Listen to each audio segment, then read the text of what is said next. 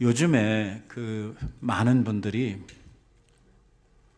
여러분들 가지고 있는 핸드폰을 통해서 틱톡이라든지 인스타그램이라든지 유튜브라든지 거기에 나오는 그 숏폼들을 많이 시청하고 있는 걸로 알고 있습니다. 그런데 이게 우리가 보고 있는 이러한 그 숏폼들이 이게 머리가 엄청 좋아가지고요. 저희들이 뭐에 흥미를 가지고 한 두어 번 이렇게 보면 이 사람은 이걸 좋아하는구나. 그래가지고 지가 알아서 다 이렇게 막 그 다음 우리가 흥미를 가질 만한 것들을 지가 알아서 다 올려버려요. 좀 도를 지나치는 이러한 영상들도 종종 눈에 올라오곤 합니다. 제가 관심을 가지고 보는 것 중에 애완동물들을 키우는 그 숏폼들이 많이 나와요. 뭐 강아지들이 뭐 어떤 것들은 실제가 아니고 이 AI를 가지고 이렇게 만든 것들이거든요. 근데 어쩌면 그렇게 똑같이 만들어 가지고 뭐 강아지를 통해서 받는 교훈 같은 것이 있습니다. 그 애완동물을 기르는데 좀 특별한 애완동물을 기르는 사람들이 종종 눈에 띕니다. 예를 들면 그 엄청나게 큰 구렁이를 자기 침대에서 함께 잠을 자면서 기르는 여자. 이거 아무리 이해를 하려고 해도 무슨 생각이 종종 드냐면 저러다가 어느 날 일어났는데 저 뱀 뱃속에서 잠을 깨는 것이 아닐까 하는 그런 생각도 들고, 또 어떤 사람은요 하얀 돼지를 깨끗이 씻겨가지고 이거 목걸이 해주고 뭐 머리에다 뭐 띠띠우고 이래가지고선 강아지 줄 해가지고서 막 이렇게 데리고 다니는 이런 사람도 있어요.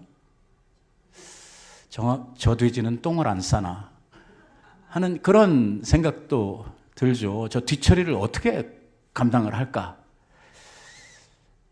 그래서 뭐 보긴 보는데 뒷이야기들이 항상 궁금해요. 그 나타나고 있는 것을 찍기 위해서 그 뒤에 나오는 이 애완동물들을 관리하는 그 과정은 어떨까? 실제로 사는 삶은 어떨까? 하는 그런 생각들이 항상 이렇게 듭니다. 지난 주일에도 잠깐 이야기했지만 호랑이나 이런 맹수들을 집에서 고양이랑 같이 기르는 아줌마들도 꽤 있어요. 호랑이가 어렸을 때는 고양이하고 별로 그렇게 많이 다르지 않습니다. 같이 놀고 뭐 같이 이렇게 하고 그러는데 호랑이가 한 1년만 크면 어떻게 됩니까? 네. 고양이하고는 서로 종이 다르다고 하는 것을 서로 알게 되죠. 아무리 이뻐하고 아무리 귀여워한다고 한들 이 호랑이가 2년 되고 3년 돼서 등치가 소보다 더 커지게 되면 그 호랑이와의 동거는 더 이상 불가능하게 되죠. 왜? 그 맹수거든요. 언제 어떻게 공격을 하는지 알 수가 없거든요. 뭐 숏폼들에 보면은요, 뭐 다친 뭐 사슴을 이렇게 뭐 치료해줬더니 이것들이 뭐 나중에 새끼 나가지고 돌아와가지고 뭐 이딴 것들 이렇게 만들어서 올리고 그러는데 그 다 거짓말이고요.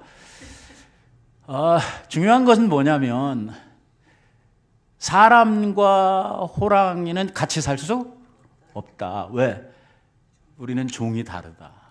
그리고 아무리 뭐 어렸을 때 귀엽고 그래도 이놈은 크면 반드시 맹수의 본성을 가지고 있다라고 하는 것이죠. 제가 오랫동안 이렇게 이 목회 사역을 하고 또 제가 젊었을 때는 아이들 교육을 또 상당 기간 동안 전도사로 이렇게 하고 이렇게 하면서 지나오면서 느끼는 것은 뭐냐면 우리 집에서 자라나고 있는 아이들은 꼭 맹수와 같다라는 생각을 하는 것입니다. 작년 가을에 제 아들을 낳으면서, 그러니까 제 손주가 난 거죠. 이제 그 후로 하여튼 뭐 계속 애 사진을 보냅니다. 제가 중간에 너무 많이 보내서 그만 좀 보내라 제가 그랬거든요. 그랬더니 조금 뜸하게 보내기는 하는데 계속해서 보내요. 너무 귀여워요. 너무 이쁘죠. 요즘에는 이제 눈도 맞추고요. 아빠가 이렇게 뭐 저기를 하면 막 애가 까르르 까르르 웃고 막 그래요. 얼마나 이쁩니까? 근데 우리 부모들이 아이들을 기르면서 이 애들의 그 겉모습, 애들이 그 귀엽고 어렸을 땐 다 천사잖아요. 이게 나이를 먹고 커가면 이게 점점 더 이게 악마들로 변해가는데 이게 어렸을 땐 다 귀여워요. 다 귀여워. 어렸을 때 애들 사진 뭐 흑인, 백인 뭐 우리 뭐 아시안들 해가지고선 어린애 사진 보세요. 다 귀엽죠. 안 귀여운 애 있어요. 근데 겉으로 나타나고 있는 이 귀여움, 그 예쁨, 그것 때문에 우리 부모들이 어른들이 간과하는 게 있는데 얘 속에 뭐가 있나 하는 것을 우리가 종종 잃어버리는 거예요. 그냥 이쁨에 취해서 그냥 그 귀여움에 쏙 빠져가지고 얘가 뭐라고 하는 걸 잃어버리냐면 맹수라고 하는 걸 잃어버리는 거예요. 얘가 태어날 때서부터 뭘 가지고 태어나요? 죄성을 가지고 태어나는 거예요. 다윗이 고백했던 것처럼 내 어머니가 나를 죄 중에 잉태하였습니다. 나는 죄 가운데 출생했습니다. 라는 고백을 하거든요. 어린 아이들이 태어날 때에 천사처럼 태어나는 것처럼 겉으로 이렇게 보이지만 그 속에는 타락한 인간의 본성을 가지고 태어난단 말이에요. 근데 우리는 그걸 못 봐요. 부모들은 뭐만 보냐면 그 귀엽고 이쁜 그 어렸을 때 애들 그 막 이렇게 베넷짓하고 하는 이런 것만 보면서 너무 이쁘고 막 귀여워하고 그래서 거기에 빠져가지고 얘의 실체를 자꾸 망각을 한단 말이에요. 더 중요한 것은 하나님께서 우리 부모님들에게 하나님의 자녀들, 하나님께 속한 생명들 이거를 선물로 주시고 맡기셔가지고 우리들에게 애가 장성할 때까지 애가 지 스스로 뭘 할 수 있을 때까지 우리들에게 맡겨서 키우도록 부모라고 하는 이러한 책임을 주셨거든요. 우리는 청직이거든요. 그걸 까먹는 거예요. 자기 뱃속으로 낳았다고 우리 집에서 태어났다고 이걸 내 거라고 생각을 한단 말이에요. 아닙니까? 나는 아니라는 식으로 절 쳐다보시는 분들이 계시는데 많은 분들이 자기 자식이 내 거라고 하는 이러한 그 의식들을 가지고 있어요. 그런데 엄격하게 생각을 하면 하나님이 주신 생명입니다. 맞습니까? 예. 그 소유권이 누구에게 있습니까? 예? 뭐 인정하기 싫은 것 같은 느낌이. 그럼에도 불구하고 생명은 하나님께 속해 있습니다. 맞습니까? 예. 하나님께서 애들을 선물로 주시는 거예요. 우리에게 뭐 하라고? 하나님을 대신해서 하나님의 마음으로 이 아이들을 지 스스로 무엇을 결단하고 살 수 있도록 장성할 때까지 우리들한테 맡겨주신 거예요. 우리는 뭐냐? 청지기들이에요.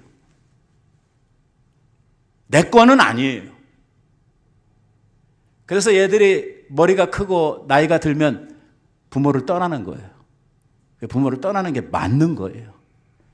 막 끝까지 붙잡고 늘어지면서 너는 내 거 이러면서 하는 부모님들, 왜 결혼시키고 나서도 가가지고선 내 아들인데 하면서 이러는 분들, 문제가 좀 신앙적으로 좀 문제가 있는 분들이죠.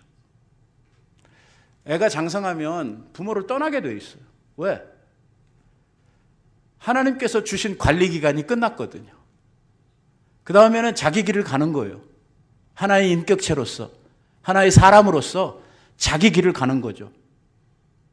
물론 그동안 자기를 길러주고 자기에게 사랑을 부어준 부모에 대한 어떤 그 관계 속에서의 그 감사나 자식들이 가져야 되는 부모에 대한 기본적인 이러한 마음들이 있기는 합니다만은, 그러나 소유권을 놓고 생각을 하면은 처음부터 내 게 아니었고 애들이 장성해서 나가면 그때도 내 게 아니에요.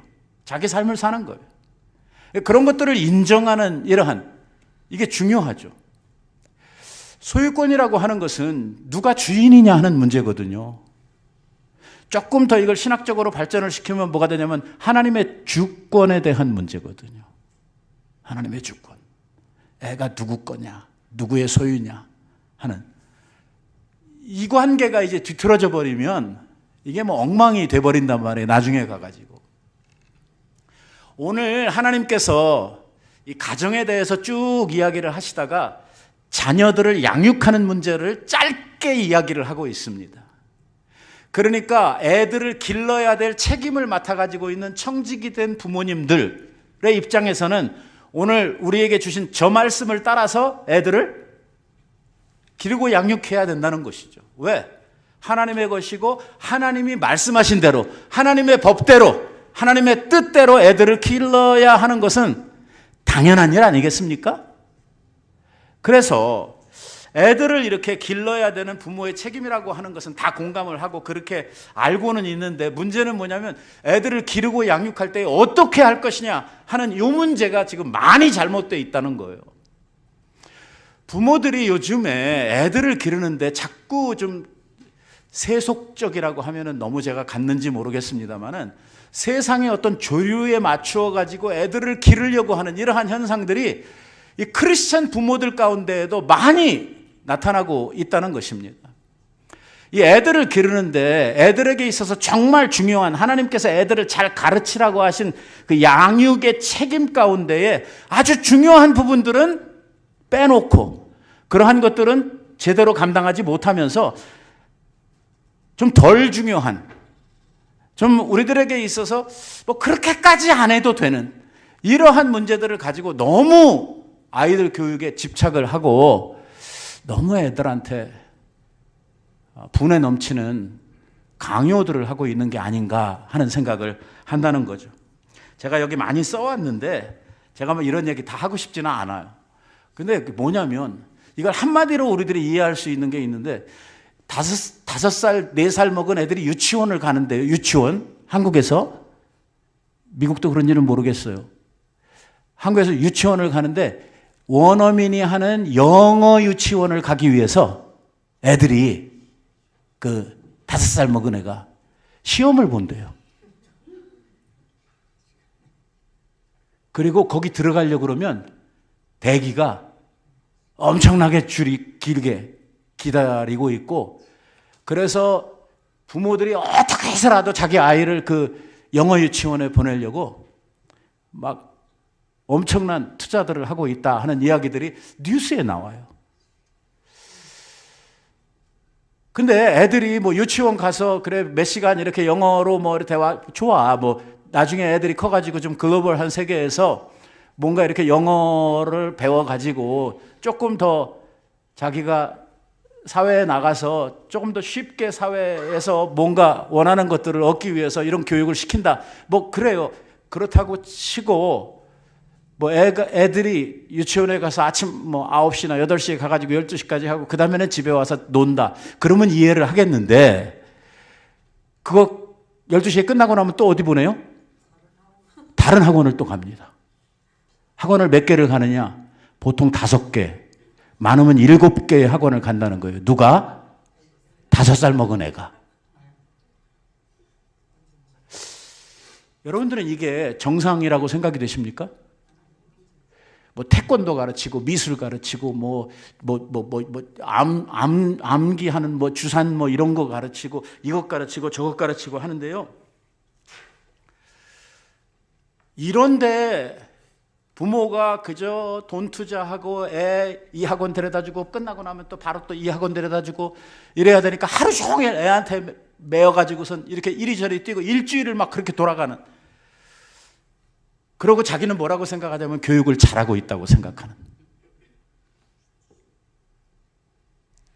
사실은 부모가 해야 될 교육 가운데에 저런 기능 교육보다 훨씬 중요한 것이 뭐냐면 어렸을 때서부터 인성 교육을 제대로 받고 자라나야 돼요.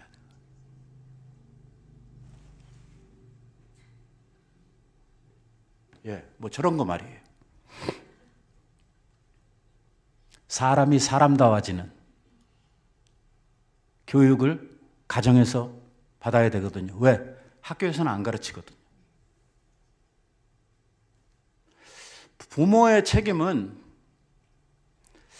아이들이 하나의 건강한 인간으로 잘 자랄 수 있도록 사회성이나 도덕성이나 그리고 다른 사람들과의 관계에서 인과관계에서 생겨날 수 있는 그 수많은 이러한 것들을 어떻게 조절하고 어떻게 그 반응을 하면서 살아갈지에 대한 이러한 인성교육을 잘 시켜야 어디 가서든지 이쁨 받고 사람들에게 이렇게 받아들여질 수 있는 이러한 사람이 되는데 저런 교육을 하나도 안 받으니까 애가 태권도 하고 뭐 학원 주산학원 가고 뭐 미술학원 가고 이러면서 하루를 다 보내니까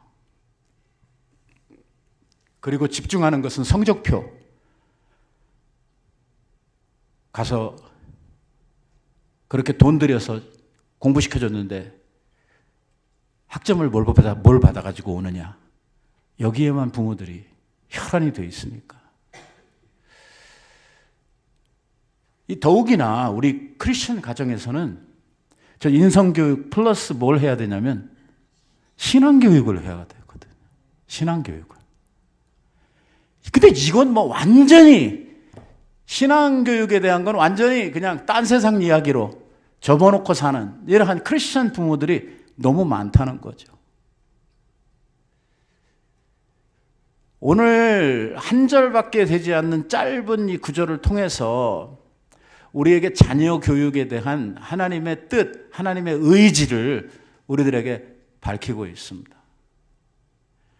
하나님께서 저러한 말씀을 하시는 이유, 그 이유는 뭐냐면 여러분들의 가정에 주신 자녀들이 여러분들의 것이 아니고 하나님의 것이기 때문에 요렇게 길러라 라고 말씀하는 것입니다.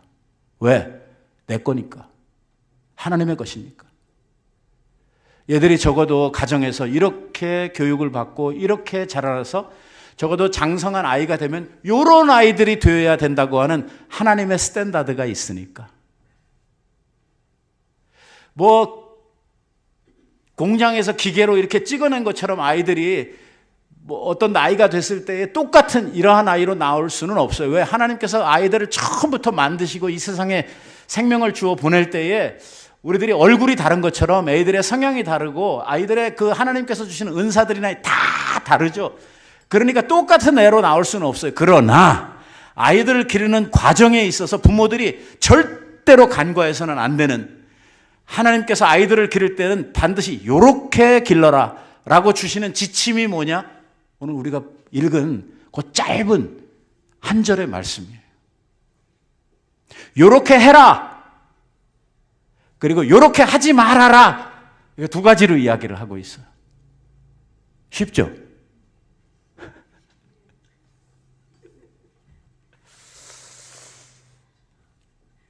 문제는 이게 아이들이 가정에서 받아야 될 제대로 교육을 받지 못하고 이렇게 이상한 것들만 가서 배우고 자라나다 보니까 애들이 커가지고 대학을 졸업하고 뭐 대학원을 가서 박사가 되고 그랬는데 이게 인간이 안 된 거예요. 내가 어떤 인간은 박상한 인간 하는 그 친구는 미국에서 박사 따가지고 와서 자기 부모를요 한 사람당 한 70군데씩 찔러가지고 다 죽여버린 거예요. 왜? 부모가 빨리 죽어야 부모 재산이 내 거 되니까. 이런 박사는 뭔가요? 예, 그거 박사 만들려고 부모님들이 어쨌겠어요? 야, 진짜 이게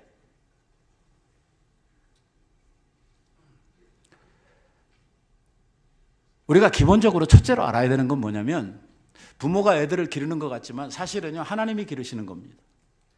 우리가 이걸 착각하면 안 되는 게 뭐냐면 우리가 나무를 심어 놓으면 우리가 거기다 뭐 거름도 주고 물도 주고 이렇게 하잖아요. 그러니까 내가 기른다 이렇게 생각을 하는데 나무가 이렇게 자라나고 크는 게 여러분들이 합니까? 예?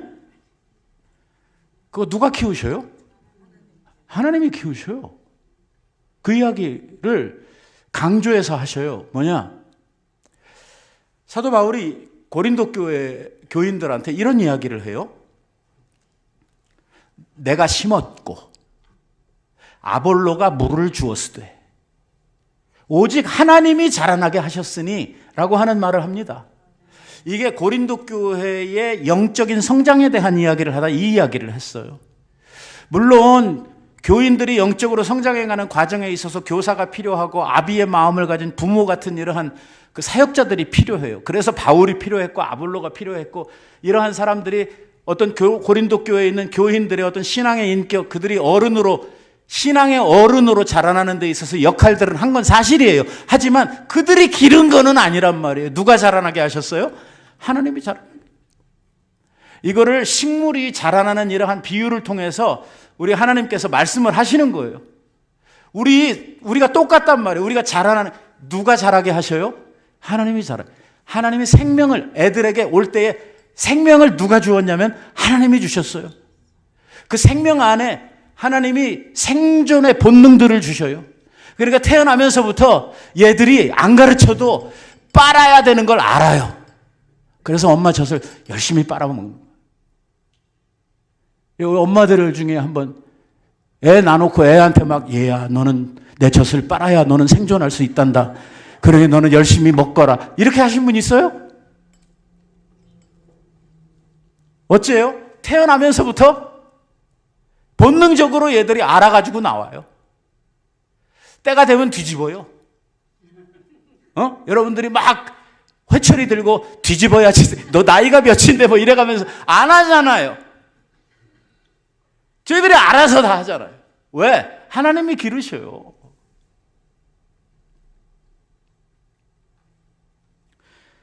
오늘 우리가 아이들을 키워가는 가정에 있어서 아이들이 뭘 해야 할 것인가 하는 문제를 우리는 잘 생각해야 돼요. 이 문제를 내 욕심, 내 경험, 내 생각, 내 사고를 가지고 하는 것이 아니고 뭘 가지고 이 아이들에 대해서 했냐면 내가 하나님을 대신해서 이 아이들을 지금 기르고 있다. 얘들은 누구 거다?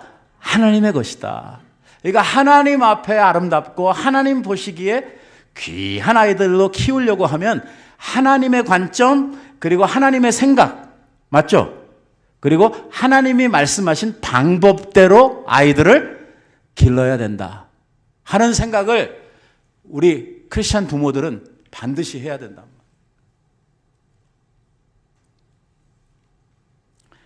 아까 말씀을 드린 대로 아이들에게는요 처음부터 부패한 죄의 본성들을 가지고 태어나요. 그걸 가만 놔두면은요 이게 뭐 계속해서 이게 그 안 좋은 쪽으로 이 죄와 이 악으로 치달으면서 이게 막 풍선처럼 커지는 거예요. 애들을 어디서 잡아야 되냐면요 지 원하는 거 안 준다고 떼쓰며 울 때 쟤는 식당에서 막 돌아다니는 애고요. 저렇게 하면 돼요, 안 돼요? 안 되는 거죠. 이런 걸 가르쳐야 되는 거예요. 그냥 뭘 해야 되고 뭘 하지 말아야 되고. 우리가 기본적으로 우리 사람으로서 살아가는 우리의 사회라고 하는 이 울타리 안에서 이 아이들이 자기 욕망을 얼만큼 절제해야 되는 이런 것들을 가르쳐야 되는 거예요. 애가 자기 원하는 것을 가질 때까지 막 울어대는 이거 어째야 돼요? 이거 막아야 돼요. 안 되는 건 안 되는 걸로 이렇게 교육을 해야 된단 말이에요. 다시 말하면 사람이 가지고 있는 죄의 본성을 제어하고 절제하고 이것을 하나님이 주시는 교양과 교훈으로 바꾸어 갈 수 있는 이러한 훈련들을 아이들한테 해야 된다 그 말이에요. 가끔씩 보면 월마트나 이런 그 그로서리 스토어 같은 데서 땅바닥에 누워가지고 막 사지를 다 막 흔들어가면서 아각거리며 우는 애들을 우리들이 보게 됩니다. 부모님들이 사람들 보기에 막 창피하니까 그냥 사달라는 걸 이렇게 아이들한테 주면서 울지 말라고 막 달래는 얘들이요 다 압니다. 얘들은 어디에서 울어야 되는지 언제 때를 써야 되는지 부모님 머리 꼭대기에 앉아있어요. 그렇게 울던 애도요 집에 가서 아무도 없잖아요. 그러면요 천사가 돼요. 왜? 여기서도 개기면 이게 작살나게 터진다 하는 것을 애들이 아는 거예요. 그러니까 얘들이 우는 데가 있어요. 사람들이 모여 있는데 부모가 자기 성질을 다 부릴 수 없는 이러한 때를 골라가지고 애들이 울어요. 이게 뭐냐면 타락한 인간이 가지고 있는 자기 욕망, 어떤 자기의 그 생각을 관철시키고 이기려고 하는 이런 본능적인 행동들이거든요. 이런 것들은 제어해야 된다는 거예요. 왜? 사람이 욕망을 제어하지 못하면 이건 심각한 문제를 결과로 안게 된다는 거죠. 욕심이 잉태하면 뭘 낳죠? 예. 죄가 자꾸 크면 뭐가 되죠? 예. 그러니까 애가 어느 단계에서 절제가 돼야 되냐면 욕심을 부릴 때, 이게 가져야 되는 욕심과 가지지 말아야 되는 욕심이 뭔지 어렸을 때, 그래도 부모의 말이 맥힐 때, 부모의 어떤 영향권 안에 있을 때, 그때 아이들을 가르쳐야 된다는 거예요.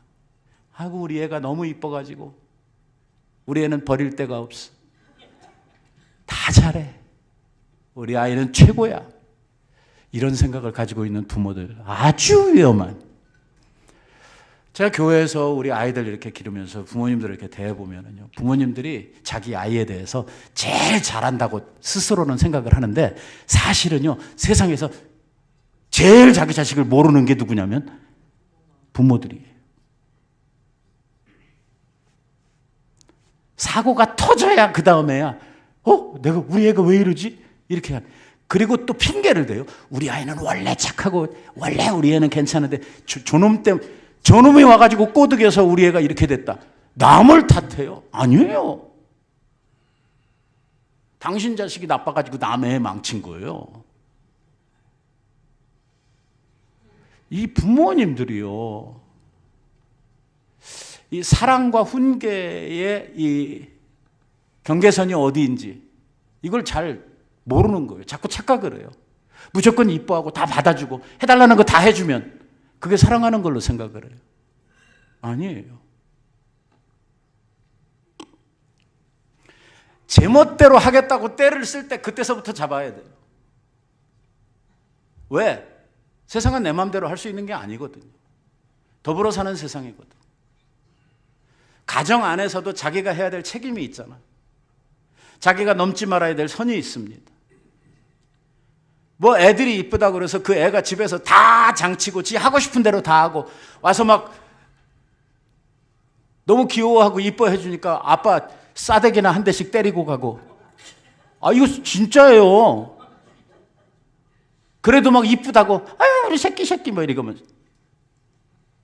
콱 그냥.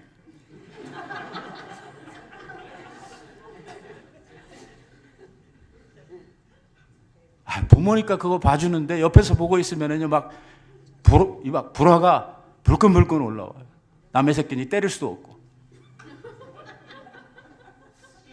그러니까 이게 뭘 해도 되는지, 최소한 우리가 살고 있는 공동체 이 사회 안에서 내 아이가 남들에게 손가락질 당하고 욕 먹고 이러지 않을 정도 안에서의 어떤 사랑과 훈육이 같이 가야죠. 근데 부모들이 이거를 잘못한다는 거예요. 그러니까 부모 잘못이 많아요. 그래서 교육학 하는 애들 저 텔레비에 나오는 그 아줌마 있잖아요. 그 아줌마가 항상 하는 이야기가 뭐냐면 애들 잘못은 부모 잘못이다. 이 이야기 하는 거예요.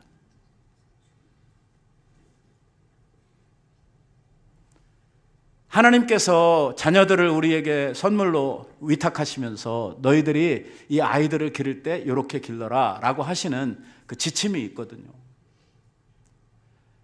아이들이 이뻐하고 사랑스럽고 하는 거는 당연한 거예요. 그건 하나님께서 우리의 본성에 주신, 부모가 자식 사랑하는 거는요, 하나님이 우리의 본성에 주신, 이건 뭐 당연한 거예요. 우리가 뭐 사랑하기 위해서 노력하고 뭐 열심 내고 할 필요가 없어요. 그건 우리의 진 속에 박혀 있어요. 부모들에게 당신을 대신해서 아이들을 사랑하고 잘 기르라고 하나님의 마음을 우리의 마음속에 새겨주신, 넣어주신 이러한 것들이거든요. 그런데 아이들을 사랑하는데 그 방법이 중요하죠. 어떻게 사랑할 것인가. 여기에는 분명히 어떤 절제가 필요하고 훈육이 필요하고 이런 어떤 아이들을 기르는 데 있어서 필요한 것들이 있다는 것을 이야기하고 있는 거 아니겠습니까?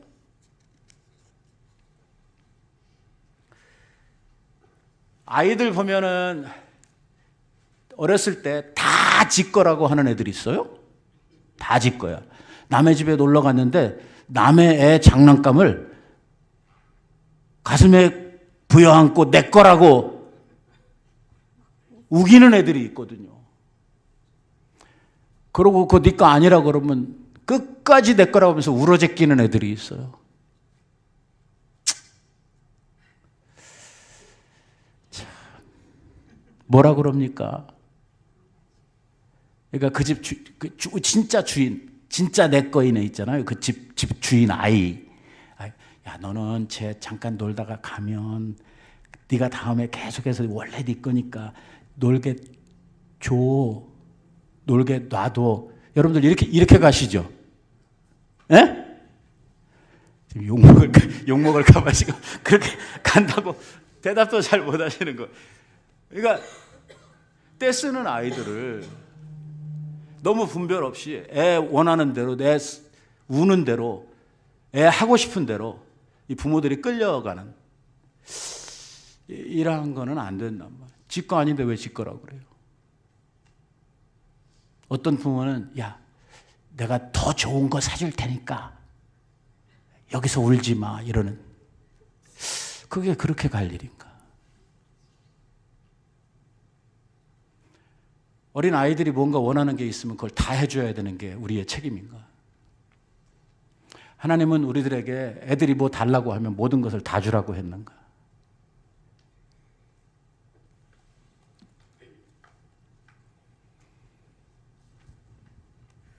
자꾸 우리 집 얘기를 해서 미안한데요. 제가 어렸을 때 우리 어머니가 우비를 사왔어요. 우비. 학교 갈 때 비 오면 입고 가라고. 저하고 제 동생하고 나이 차이가 4살 차이예요. 국민학교 때니까 얘 국민학교 1학년이면 나는 국민학교 5학년이에요. 그러면 키 차이가 있어요, 없어요? 있죠. 그러니까 우비 사이즈가 같아요, 달라요? 달라요. 내 건 나한테 맞춰서, 또 내 동생은 자기 나이에 맞춰서 이걸 사오셨는데 옛날에는 옷을 살 때 항상 2살 정도 더 큰 것으로 사요. 왜냐하면 애들을 때를 맞춰서 딱 애들이 금방금방 크거든요. 그 옷값을 댈 수가 없어요. 우리는 다 치면 6명이거든요. 그걸 어떻게 다 맞추겠어요? 그러니까 한 2살 정도 더 큰 것으로 사가지고 얘가 입다가 이제 조금 작아질 때쯤 되면 그걸 누구한테 물려요? 둘째한테 물려주고 뭐 이런 식으로 이제 했단 말이에요. 근데 우비 문제는 당시에 나하고 내 동생하고 4살 차이가 났기 때문에 우리 어머니가 나이브라고 사온 국민학교 5학년 우비하고 국민학교 1학년 들어간 애 우비하고 사이즈가 완전히 달라요.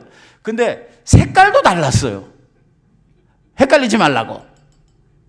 제 거는 파란 걸 사왔고 제 동생 건 빨간 걸 사온 거예요. 근데 이게 1살 먹은 놈이 빨간 건 여자 색깔이라고 파란 우비를 달라는 거예요. 내 거를. 제가 그 빨간 우비를 입어보니까 잘 안 들어가요. 너무 작아가지고. 우리 어머니가 네가 큰 놈이니까 양보해라 이러면서 막 애가 뗐으니까 학교는 가야 되지 않냐 뭐 이래가지고. 아이고 결국 제가 파란 우비 입고 가면서 비 다 맞았어요. 제 동생은 내 거 우비를 끌고 입은 게 아니고 우비를 끌고. 참 그때 생각하면 왜 그렇게 했는지.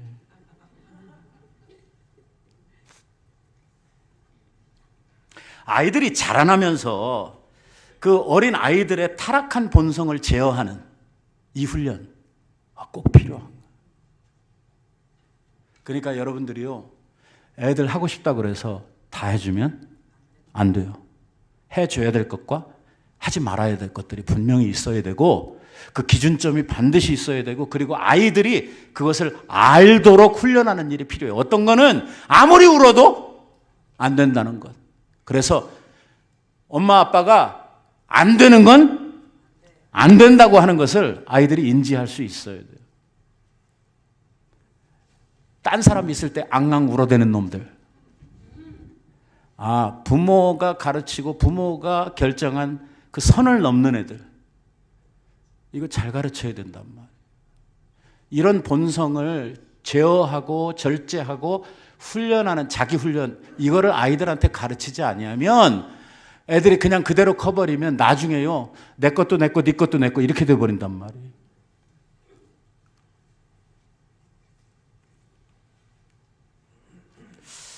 자, 아이들을 교육하는 데 있어서 중요한 규범이 뭐냐? 주님의 교훈, 하나님의 교훈, 하나님의 말씀, 그리고 당신의 교양을 따라서, 하나님의 교양을 따라서 애들을 훈육해라, 가르쳐라, 이렇게 말씀하셔요. 이게 첫 번째 원리예요. 두 번째 원리는 뭐냐면 애들을 가르치는데, 가르치는 건 좋은데 아이들을 노엽게 하지 말아라.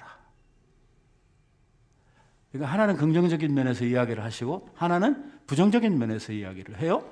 애들을 가르치는 건 좋은데 애들을 성질나게 하지 마라. 쉽게 말하면 그 이야기예요. 그러니까 애들이 부모로부터 어떤 훈육을 받고 애들이 어떤 체벌을 받고 하는 이러한 과정에서 애들이 생각하기에 이거 불공평하다, 이게 뭔가 잘못됐다, 애들이 노여워할 때가 있는데, 그게 뭐냐면 자기가 생각하기에 불합리하다라고 생각할 때 아이들은 오늘 이게 잘못됐다라고 생각을 하게 되고 노여워하는 생각을 갖게 되는 거죠. 그러니까 이게 애들도 알아요. 이게 교육인지 부모가 자기한테 성질 풀이하는 건지 기분 풀이하는 건지 알아요. 왜 아냐? 같은 일을 했는데 요때는 괜찮았는데 요때는 혼낸단 말이에요. 일관성이 없어요. 자기 기분 나쁘면 혼내. 기분 좋을 때는 같은 일을 했는데 괜찮아. 이렇게 일관성 없는 훈육을 할 때에 아이들은 불합리하다, 이렇게 생각을 하는 거예요. 부모에 대해서 나한테 뭐 가르친다고 이렇게 성질을 내거나 체벌을 하거나 하는 것이, 이거는 잘못됐다, 이거는 나를 교육하는 게 아니고 자기 성질풀이 하는 거다 라고 생각을 하는, 본능적으로 알아요.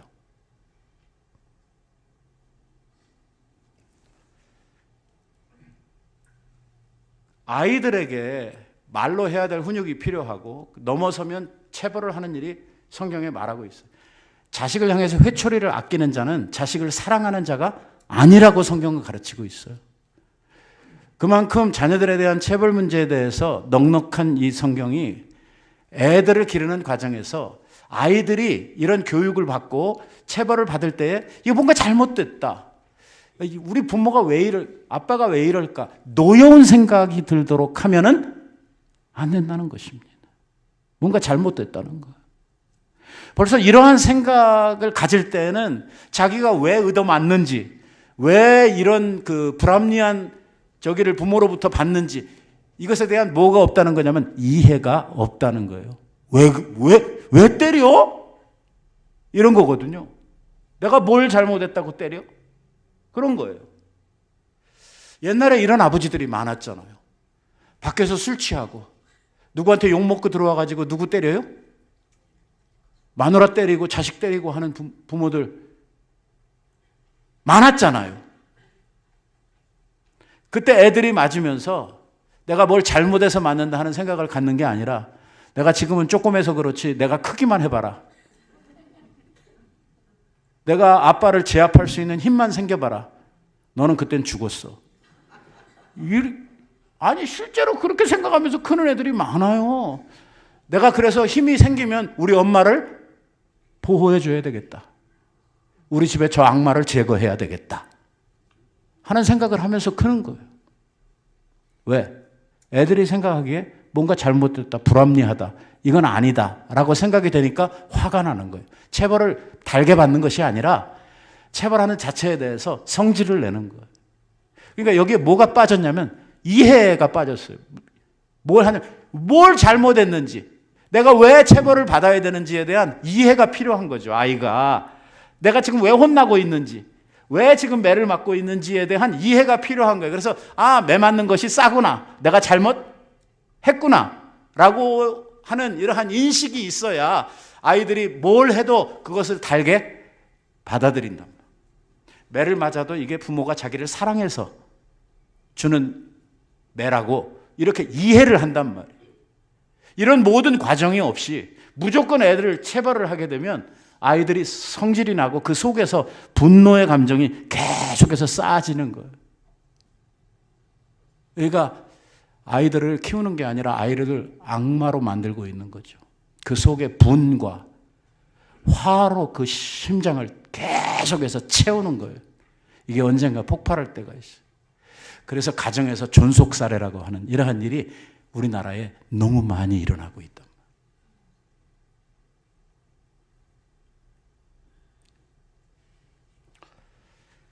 참 불행한 일이죠. 내가 잘못한 일은 요만큼인데 아버지가 나를 체벌할 때는 요만큼만 체벌을 하는 게 아니라 체벌은 막 너무 크게 해. 내가 생각하기에 이건 아닌데. 아이들이 부모가 훈육하는 것에 대해서 충분히 이해할 수 있도록 아이들을 성질나도록 훈련하거나 아이들을 교육한다고 하는 미명하에 아이들을 마음대로 부모가 해서는 안 된다라는 이야기를 하고 있는. 제가 지난주에도 제가 뉴스에서 그걸 본 것 같은데요. 난지 8개월인가 되는 아기를 친모가, 여러분들 뉴스에서 보셨죠? 친모가 8개월인가 되는 애를 막 갖다 땅바닥에다 매다 치고 발로 밟고 차고 막 지 새끼를. 그리고 애가 숨을 안 쉬니까 이제 119에 신고를 했는데 이거를 데려다가 병원에 넣어놓고 까보니까 애가 그냥 안에가 다 멍으로 가득 차고 엑스레이를 찍어보니까 갈비뼈가 다 부러지고 난지 8개월밖에 안 되는 애를. 여기에 무슨 설명이 필요해요? 예? 이런 부모들 있단 말이에요. 이거 어쩌다 한번 나오는 이야기 아니에요? 심심치 않게 뉴스에서 나와요. 부모에게 두드러 맞은 아이들 가운데 막 다리가 부러지고 온몸이 멍으로 가득 막 담뱃불로 막 지지고 자기 새끼를. 제가 이런 거 볼 때마다 저 똑같이 해줘야 되는데 이에는 이로 눈에는 눈으로 패가지고 갈비 몇 개 부러진 만큼 자꾸 패가지고 저것도 갈비 저만큼 부러뜨려야 되는데 하는 생각이 막 불뚝불뚝 나요. 그러니까 이런 식으로 이게 무슨 교육이에요? 이게 부모가 애들을 양육하는 방법이에요. 이건 말도 안 되잖아요.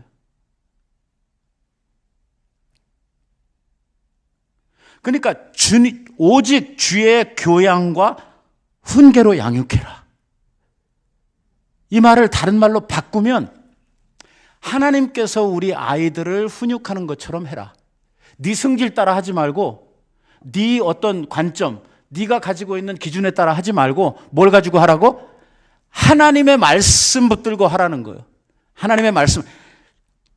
주님의 교양과 훈계로 양육을 해라.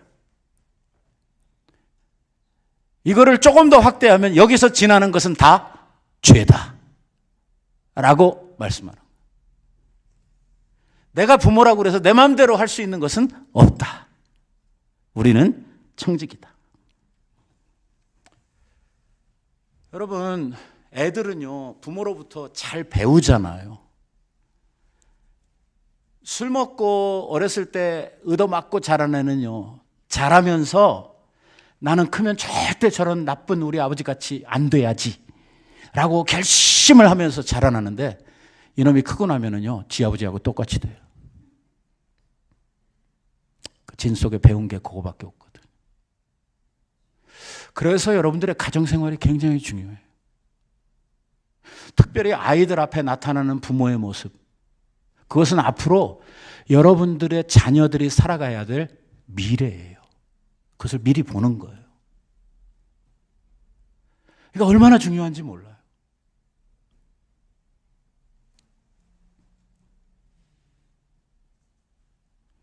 교육 얘기를 하면 빠지지 않는 이야기가 있는데 그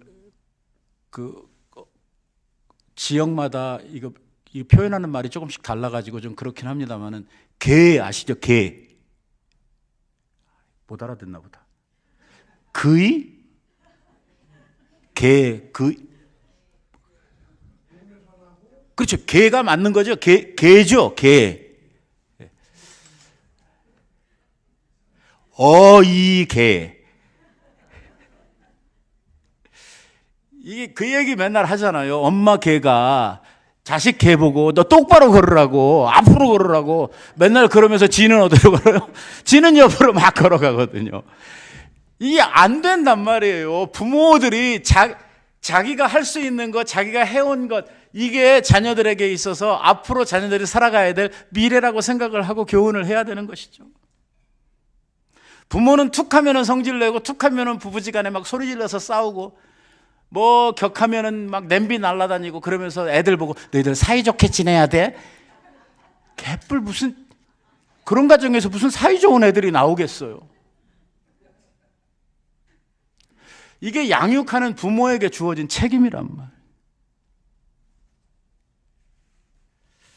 3살 버릇이 여든 간다고 하는 말이 있습니다. 그만큼 어렸을 때서부터 자라나는 애들, 어릴수록 아이들에게 미치는 부모의 영향력은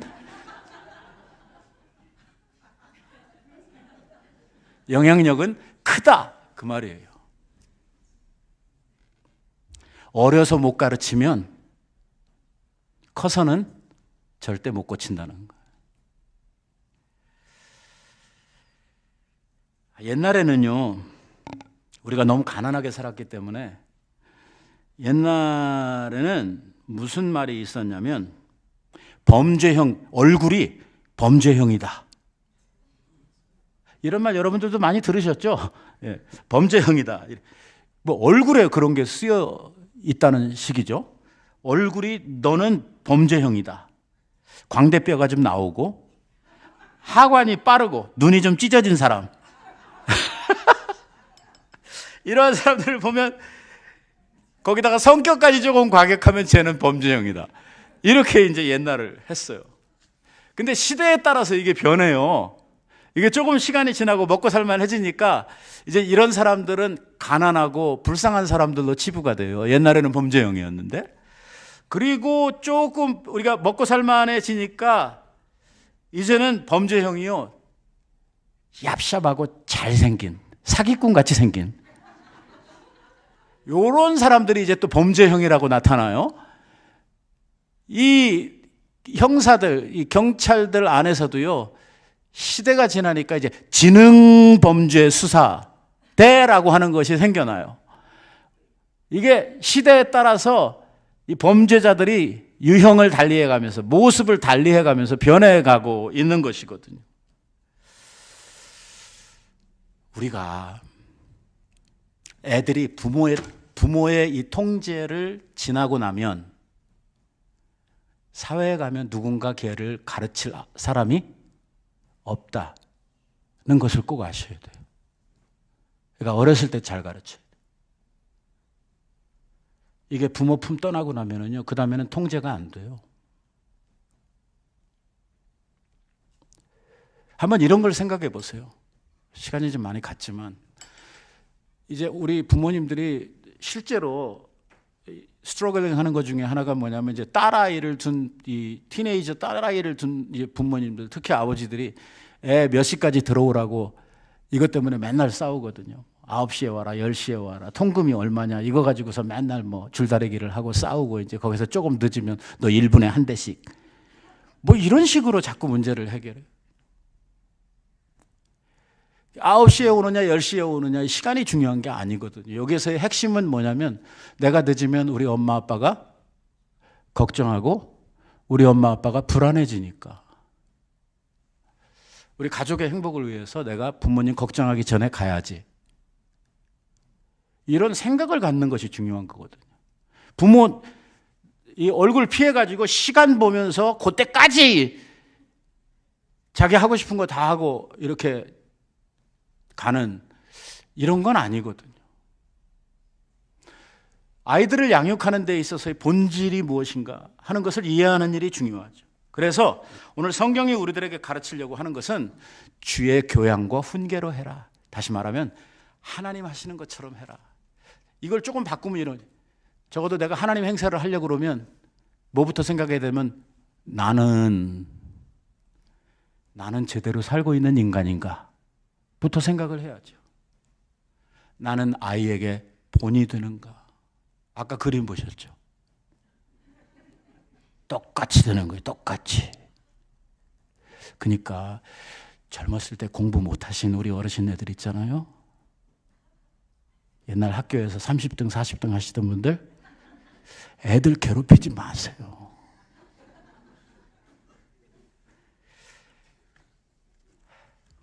그만 합시다. 중요한 것은 아이들의 이런 인간교육 넘어서 신앙교육을 하라는 거예요. 하나님이.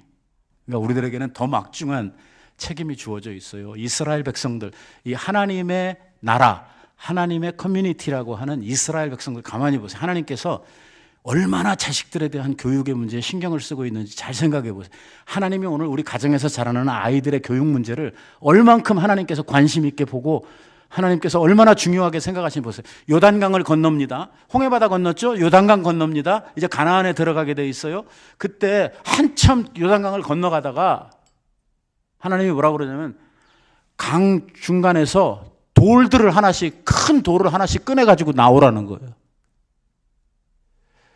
지금 상황이 그럴 상황은 아니잖아요. 요단강이 막 넘치는 이러한 무서운, 빨리 지나가야 되는 이러한 상황 속에서 언제 이 물이 다시 합쳐질지 모르는 상황에서 그 큰 돌을 하나씩 끌고 나오라는 거예요. 아, 진짜. 그런 생각이 들 수 있는 명령을 하나님께서 하시죠. 그래서 돌을 가지고 나와요.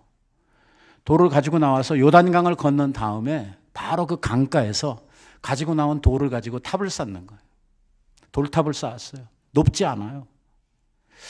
왜 이런 걸 합니까? 진짜 하나님이 뭐라고 그러시냐면 훗날에 너희 자식들이 이게 무슨 탑입니까?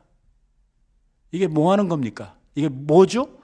라고 물으면 그때 하나님께서 이렇게 하신 거라고 하는 것을 애들에게 가르쳐라.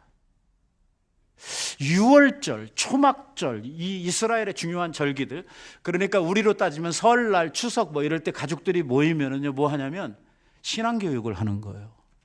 유월절을 먹으면서, 유월절 잔치를 하면서 뭐 가르치냐면 옛날에 출애굽 사건 때 하나님께서 그들을 종살이 할 때 어떻게 구원해 내셨는가. 오늘 그 유월절을 먹어가면서 일주일 동안 신앙교육을 하는 거예요. 이 유월절은요, 가족 행사거든요. 딴 사람들이 거기 초대받아서 오지 않거든요. 그러니까 예수님께서 제자들과 함께 유월절을 맨 마지막에 먹었다 하는 이야기는 굉장히 의미가 깊은 거예요. 뭐예요? 너희들을 내 가족으로 받아들인다. 그 말이에요. 우리 예수님께서 뭐라 그러냐면 예수님 찾아온 친가족들이 있잖아요. 어머니와 형제들이 찾아왔어요. 그때 예수님한테 와가지고 예수님 엄마하고 저희가 찾아왔습니다. 그러니까 누가 내 어머니고 누가 내 가족이냐, 내 형제냐? 아버지의 뜻대로 하는 자라야 내 가족이다 라고 하는 말씀을 하신 후에 얼마 안 돼가지고 유월절 잔치를 가족들하고 하는 게 아니라 제자들하고 하는 거예요. 그 잡히시기 바로 전날 밤에 한 거잖아요. 그러니까 예수님의 새로운 가족을 선포하는 거죠. 유월절 날 모여가지고 가족들이 뭐 하냐? 신앙교육하는 거야. 초막절이 되잖아요. 그러면은 멀쩡한 집 놔두고 가족들 다 데리고 저 산이나 들 이런 데로 나가요. 가서 텐트를 쳐놓고 거기서 일주일 동안 불편하게 생활을 합니다. 뭘 가르쳐요? 광야에서 40년 동안을 우리가 이렇게 헤매면서 들판에서 야영하며 이렇게 지냈는데 40년 동안을 하나님께서 우리가 심지도 않고 거두지도 않은 이러한 사막의 죽음의 땅에서 우리들을 살게 하셨다. 교육하는 거죠. 그것을 실물 교육을 하는 거예요. 하나님께서 왜 이런 중요한 절기마다 가족들을 데리고 나가서 이런 일을 시키셨는가? 왜 중요한 이벤트가 있을 때마다 하나님은 훗날에 너희 자손들이 묻거든 하는 이야기를 하고 계시는가? 하나님은 자녀 교육에 대해서 굉장한 관심들을 가지고 말씀을 맺겠습니다. 여러분, 여러분들의 가정에서 자라나고 있는 자녀들은 내 거 아닙니다. 하나님의 자녀들입니다. 그들을 주의 교양과 훈계로 길러야 되는 것이 부모의 책임입니다. 애들을 노엽게 하면 안 됩니다. 그것은 부모가 선을 넘은 것입니다. 이 아이들에게 인성교육뿐만이 아니라 정말 신앙교육을 잘해서 장차 아이들이 컸을 때에 하나님 보시고 정말 잘 컸다고 하나님께서 기뻐하실 만한 이런 아이들로 기르는 것이 바로 저와 여러분에게 주어진 부모로서의 책임입니다. 오늘 우리 교회에서 크는 우리 자녀들이 하나님 보시기에 정말 아름다운 제목들, 자랑스러운 이러한 백향목 같은 자녀들로 커갈 수 있기를 우리 예수님의 이름으로 축원드립니다. 함께 자녀들을 위해서 많이 기도하시기를 바랍니다. 기도하십시다. 자배하신